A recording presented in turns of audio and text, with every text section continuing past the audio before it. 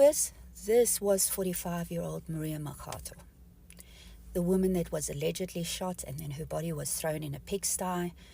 And I won't even go any further. There is more gory details. Do you know that Maria, single mom, 4 children, youngest one is in preschool right now. Okay. And here you are, instead of tapping into your humanity, seeing that, you know what, 3 people were shot, 2 of them women who have passed away now, who had families and lives out there. And here you are blatantly lying in the comment section. Is it impossible to tap into your humanity? Neither of the perpetrators were black people. That's already been covered in one article. Why would you do this? Why would you?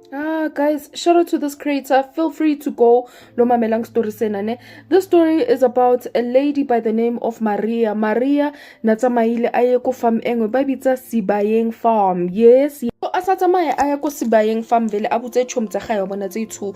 Hi man, a re ba bitse Sibongile Cedric. Sibongile Cedric a leng khapeng mo tu ke batla go ya mo le ko farm man ko topa na a few things a leng khapeng tu. Bara sambe let's go ba tsamaye vele ba le 3. So it's this lady, her female friend, and the male friend. But I'm like, kaofela ba ya go that far. Bara ga ba fitla go farm the bullets, hey, the bullets setting the shape the bullets setting the shape that lady, the bullets setting the shape the guy, but the guy a gone go balega ka spita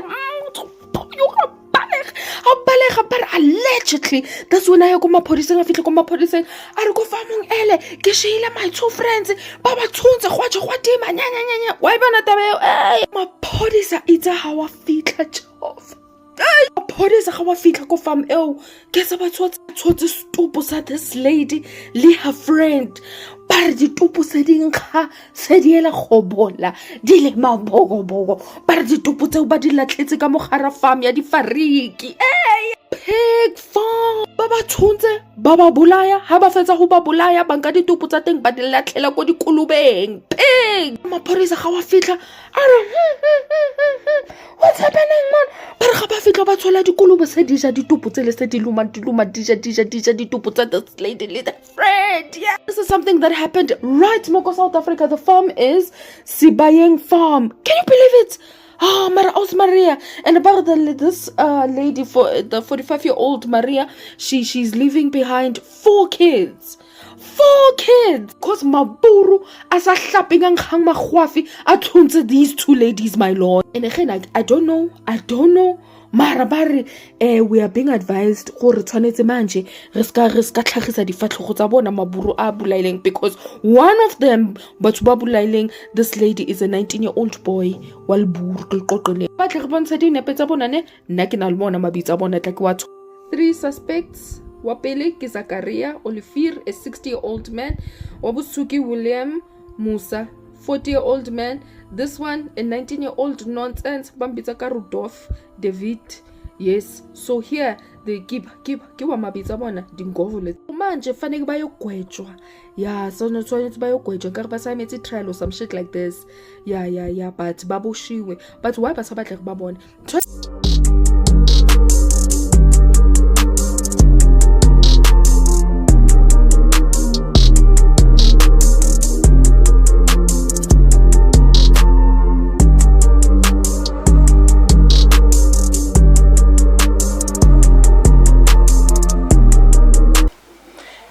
Mashiane politically incorrect. Let's see how this story expands. I spoke to a lady that I think let's talk to her now. Isaiah.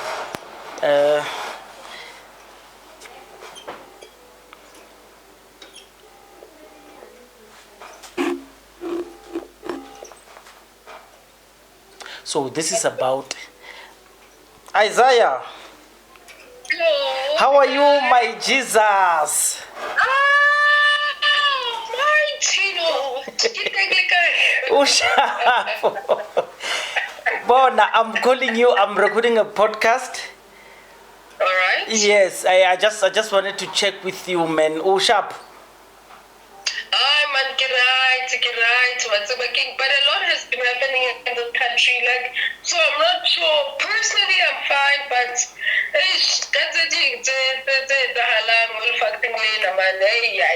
Look, man, I would think you are immune to this because this is your line of content. I mean, you break heartbreaking stories to us, and every time I see a story like this, I know you are the first point of call that I should call.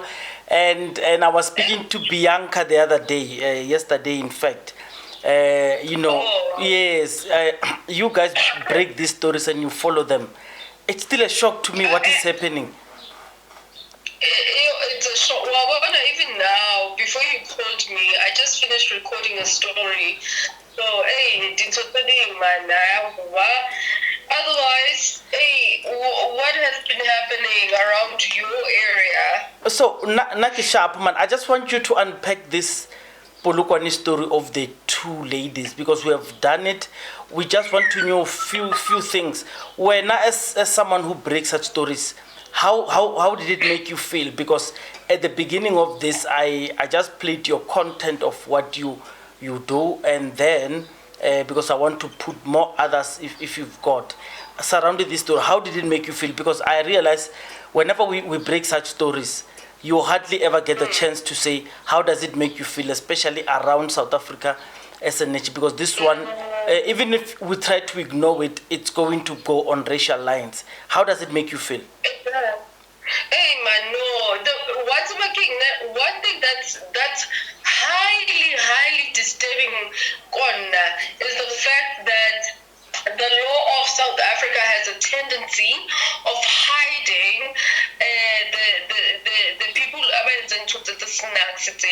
Imagine 3 people have killed 2 women, shot 1 man, fed the 2 ladies to pigs, and they're still hiding their identities.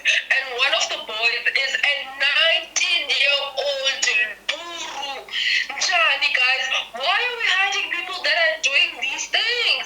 So, obviously, guys, as much as we say, oh, South Africa is a rainbow nation, like freedom fighters and but at the end of the day, white people still carry that much power, because if it was a black person, I'm telling you, but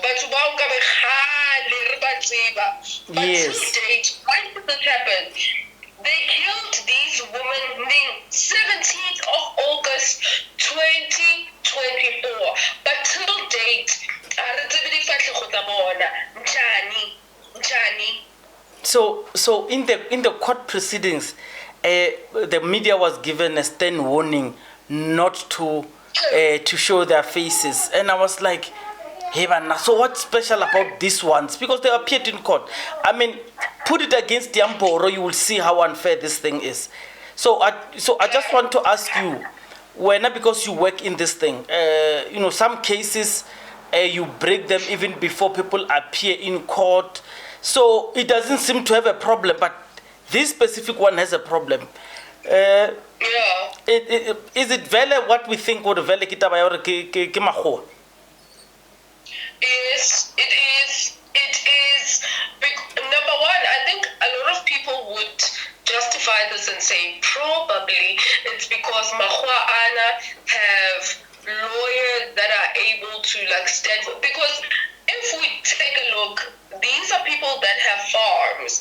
That's equivalent to them having a lot of money. Yeah. Unlike a regular South African black person who's just a regular person in jail.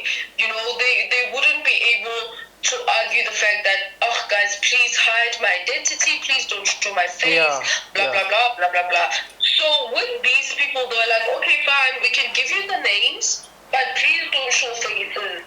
So even if you go online, guys, we have all their names, all 3 of them, 4 of them, we have their names, but there's nothing online that shows their faces, and that's concerning. So it's either they have very good lawyers, or the South African law system favors white people more than it does black people. I don't know. What do you think? No, look, I was just saying the other day that there's an incident where a pit bull mauled a lady, and she lost her face, and she's not the only one, by the way. This one happened in Northwest, and another one happened in Limpopo. It's the same thing. So the pit bull owners who were where the helpers were working, they still went. We don't know the faces. We don't know what they look like. You see, and you ask yourself, what is funny about? I mean, the case, it's those people pleaded, they are done, but still the media still doesn't want to show us these people's faces. I have a question. Yes. What do you think? Like, do you think, Jorge, the reason why probably they don't want us, maybe as a nation, maybe the exposure to black people, because, we have a history of, okay, if police don't want to do their work, we take matters to our own hands. Pagati, we Yes. burn, we do this. So do you think, Jorge, they are hiding their identity and trying to, I bet not. make themselves known I bet because not. of that reason? I bet not. I think there is a law that protects them from that. It's just that whenever, so the courts and the media, because, so let me tell you, so what I'm worried about is, I'm not saying the media must not follow the law. All I'm saying is the law, even when it's time to show their faces, the media doesn't show us these people's faces.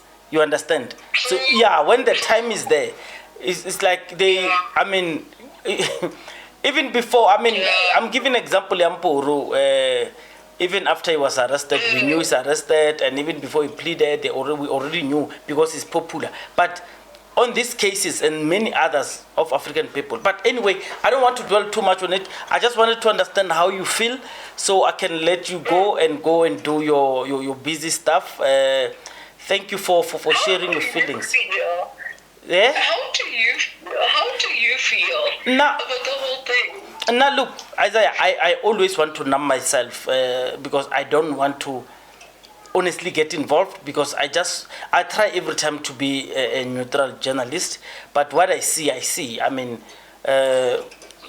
this is consistent with what people have been suspecting, that the law is soft on white perpetrators. But even though, I mean, people would say the arms deal has not, the people of arms deal have not been punished for over 20 years. So they will have a point that even black people like Jacob Zuma, who've got deep hands, they can still manipulate and delay the law for the longest of time. So they've got a case there. Yeah, they also have a case here. So all I'm saying is, I'm still waiting for the day the media is now allowed to show the faces, because once the trial is on, we need to know the faces. The media must go and break the stories who are this, the same way they do. Daily Maverick, it will investigate Isaiah Ujoji Lemang High School. Was she a lesbian or was she not a lesbian? Go Brakpan High, who was a teacher who she had a crush on. But Rena Bartatamulam. Mahua, they don't, you see. True. Yeah. True. So I think we need, guys, there's no way, especially the fact that we're in South Africa, Yeah. It tells us all, we are a people that come from a very, very sensitive history. So when things like these happen, they touch the... And let me just say thank you so much for even giving us people in a voice to voice out how we feel about the situation, because I feel like SABC or other media streams, they're not giving this as much attention as it needs. So kudos to you, big ups to you, and hopefully with this we do get the answers that we need as South Africans, as a nation of black people, seeing white people killing us. So this is what I'm gonna do, Isaiah. This is what I'm going to do in closing. I'm going to get the story Nelson Chisale. So this story broke way back while you were still in high school. Ne? So I'm gonna investigate it. I'm gonna send it for your X-Files. I want you to run a story on this just to raise this consciousness about, so people should know this one is not the only isolated incident. All right, not a problem. Thank you very much and bye. Ne? Thank you. Bye, my Jesus. Crush ya batho. Bye-bye, sure. Okay, guys, so what I'm going to do is maybe let me just give you a bit of the story, and including the Nelson Chisale. So for people who don't know the story of Nelson Chisale in Hoedspruit, who was given, who was fed to the lions, stuff like that. Yeah. That's where we, as African people, my politically incorrect. Thank you. Just kidding. I'm glad you asked this question, and I wish more people would ask this kind of question when people are asking for money on the internet. And I want to highlight a few things. There are a lot of scammers on this app. Stacks on Facebook mainly, specifically those closed little groups, because they close it off so there's no transparency and people can't question them scamming, and on Telegram. Okay, so how do you know if something is a scam? Well, the first thing is that if you ask this question and the person guilt trips you into saying, how dare you ask this question during this traumatic time, just rather leave it, possibly a scam. Secondly, if the person deletes your comment or blocks you, possibly a scam. Thirdly, if they get combative and they start discussing you and criticizing you, most likely a scam. And that is a scammer's go-to book. Okay, so those are things that you should keep in mind. You have the right to know where your money is going, how it's being administered. Now let me run you through the process and how you will know that the Mojapelo family are actually receiving the money that you are donating. So the first thing to note is that when you are donating, for instance, through Back a Buddy, is who is managing the campaign. So I'm the campaign creator, and you will also know that the funds are going to my account. And people can ask now, why are you doing that? And I'm going to respond to that. But you must also notice that when you are actually registering a campaign, you've got an option of either registering it in an organization's name, where you have to verify it, or an individual's name. And this was an individual campaign. So let me explain why, for instance, the money will be going into my account. So Back a Buddy has a verification process. In the verification process, you provide your ID or, for instance, the organization's registration information. You also provide background documents on the campaign. Now, for instance, in this case, I provided the articles on Maria Mojapelo. I also provided Maria's death certificate. Now, this verification process takes up to 3 days because they actually have a backlog.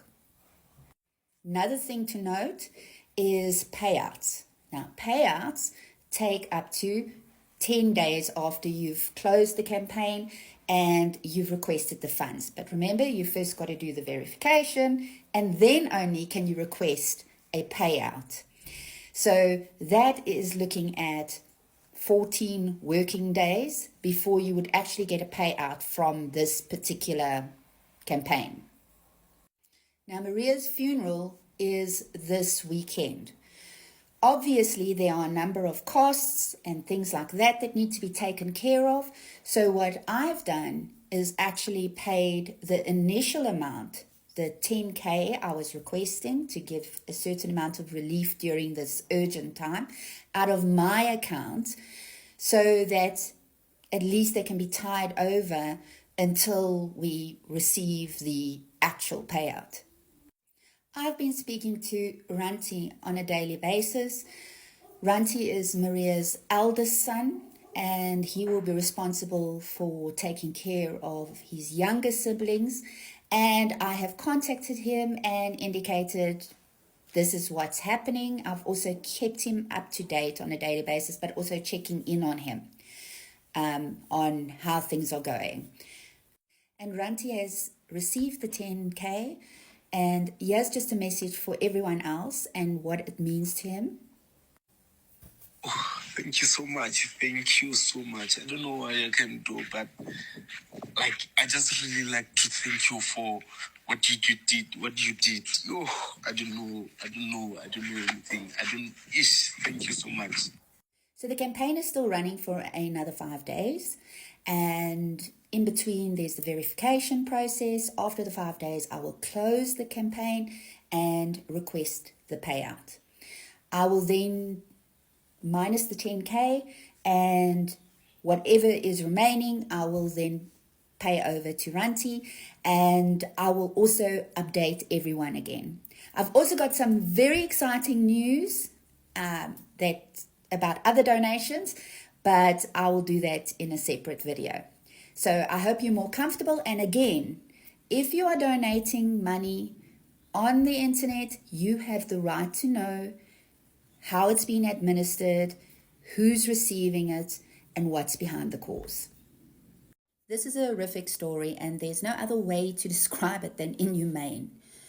So on Saturday, the 17th of August, 2024, Maria Mojapelo, 45-year-old mother in Limpopo, left her home to go to a nearby farm to collect yogurt. This is according to her children. She was accompanied by two people, a 35-year-old woman and a 47-year-old man. Their names have not been released by the press yet. However, while she was away, her children heard gunshots. Not for a moment did they imagine that that was the end of their mother's life, the last time that they would see their mother. Here's the story. There are two versions of the story. The first one is that Maria's family actually reported her missing and the police went to look for her on this farm. The other one is that the 47-year-old man that was accompanying them was also shot, but he managed to get away and go and get help.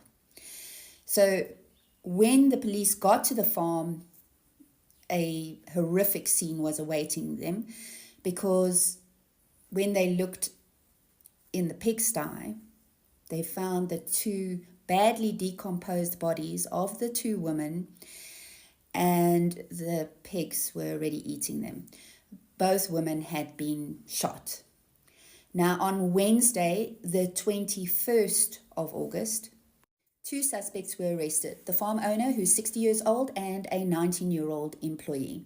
Now, according to the farm workers, they didn't feed the pigs on the Sunday or the Monday, and that's why they only saw the bodies on the Tuesday, which there are questions around that too.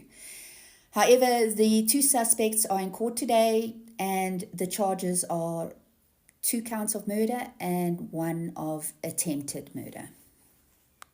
Maria's brother, Walter Matola, is obviously devastated by the loss of his sister. However, the family is not only calling for justice for Maria, but for other victims of farm killings in Limpopo province. It's not a random farm, because all 3 victims were actually on foot. So it's obviously a farm that is in the vicinity, and the story has developed, and I think the best answer to why these 3 individuals, the 3 victims, were actually on this farm that is not their farm, is poverty. Because Clover has an arrangement with this pig farm that they dump items, that dairy products that are close to expiry or expired on the farm, I'm assuming for pig food. The 3 victims were salvaging items from that particular dump when they were shot. And the 2 women, they died, and then their bodies were placed in the pigsty. But the man was wounded, and he managed to crawl to the road and then was taken to hospital. So they were salvaging items from a dump, and that's what happened. So, as I say, poverty might be the best reason why they were there and salvaging items. However, in no world does it justify killing 2 people. It just doesn't. Pressure is mounting on police set to arrest former convict Mark Scott-Crossley. He's wanted for attempted murder after he allegedly drove over a man with his 4x4 vehicle a month ago. The alleged victim, Silence Mabunda, is from a village near the Kruger National Park. In 2004, Scott-Crossley ordered 2 of his employees to throw a fellow worker, Nelson Chisale, into a lion's den. An angry and frustrated community questioning the justice system. They want Scott-Crossley back behind bars. He is accused of attempting to murder Silence Mabunda on 14 December in Hoedspruit. Mabunda suffered serious injuries to his legs and cannot move around without his family's assistance. The community is enraged, so furious about the incident. After conducting a community meeting, they therefore took a resolution that we should move very fast and come to the police station. On Thursday, Scott-Crossley's legal team tried to apply for bail on his behalf. Hoedspruit police told them he must first be arrested. The police are doing its best. It's just that now, remember, this man have already switched off his cell phones.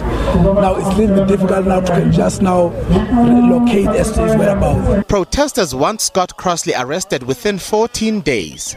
They say police should use his bank records to track him down, and Home Affairs must cancel his passport.